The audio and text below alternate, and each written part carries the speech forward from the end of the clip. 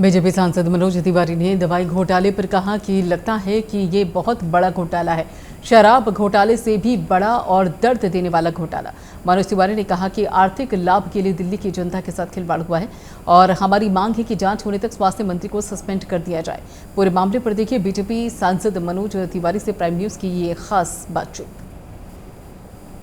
BJP सांसद मनोज तिवारी हमारे साथ बातचीत करने के लिए हैं। जिस तरह से देखिए ये केजरीवाल सरकार पर दवाई घोटाला करने के आरोप लग रहे हैं, ऐसे में तमाम घोटाले पहले भी चले, अब ये घोटाला नया सामने आ गया है। आखिरकार जांच भी चल रही है, एलजी के जिस तरह से कार्रवाई की मांग अभी कर रहे हैं, तो आप लोग आगे क्या कुछ इसमें मांग? देखो, मुझे लगता है कि ये बहुत बड़ा घोटाला है और ये शराब घोटाले से भी बड़ा दर्द देने वाला घोटाला है, क्योंकि ये दिल्ली के लोगों की जान के साथ खिलवाड़ हुआ है। 5 दवाइयों के सैंपल फेल हो गए हैं। उन 5 दवाइयों की कंपनियों से आम आदमी पार्टी का विशेष रिश्ता है, विशेष डील है। उन्हीं से दवाइयाँ ली जा रही हैं मोहल्ला क्लिनिक के लिए, दिल्ली के डिस्पेंसरी के लिए, एमसीडी के डिस्पेंसरी के लिए। तो आप सोचिए, ये लोग क्या, इन लोगों ने अपने आर्थिक लाभ के लिए इन्होंने दिल्ली की जान के साथ भी खिलवाड़ कर दिया।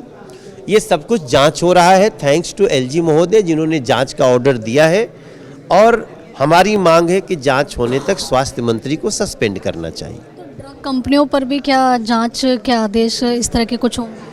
100% भाई, जिन ड्रग कंपनियों ने इनसे मिली भगत करके नकली दवाएं दी हैं, कई दवाएं तो ऐसे दी हैं जो जैसे चॉकलेट होता है ना, वो न लाभ न हानि। तो जो 500 रुपये की दवा है, वो पता चला कि वो 30 पैसे की दवा जो आइटम से बन जाता है, वो 500 रुपये क्या कीमत लेकर के बेचा गया हो। आप समझ रहे हैं? तो कुछ तो दवाइयाँ ऐसी हैं जो बिल्कुल वो दवा है ही नहीं, लेकिन आई है दवा के रेट पे, और कुछ दवा ऐसी है जो खतरनाक भी निकली है, जो लोगों के लिए स्वास्थ्य के लिए हानिकारक है। केजरीवाल सरकार ये कह रही है, केजरीवाल कह रहे हैं कि हमारे ऊपर ज़बरदस्ती इस तरह के दबाव बनाए जाते हैं, इस तरह के आरोप लगाए जाते हैं जिससे हम लोग सरकार ना चला। भाई, जब घोटाला होगा तो हम तो बोलेंगे।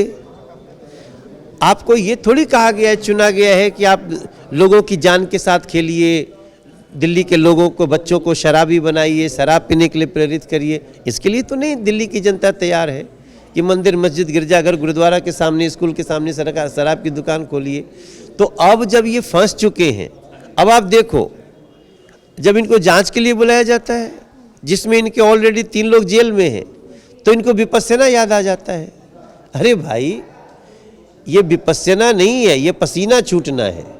आपको जब जांच एजेंसी सामने दिख रही है तो आपके पास जवाब नहीं है, इसलिए आप पहले ही से करें। जेल से कैसे सरकार चला सकते हैं? जेल से सरकार चलाने की अनुमति भारत के संविधान में नहीं है। आप कुछ दिन जेल में रह सकते हैं, अगर आप सच होंगे तो कोर्ट आपको छोड़ेगा। चलिए, धन्यवाद। तो देखिए, यहाँ आप सुन रहे थे मनोज तिवारी जी को। कैमरामैन स्वास्तिका के साथ आंचल यादव, प्राइम न्यूज़, दिल्ली।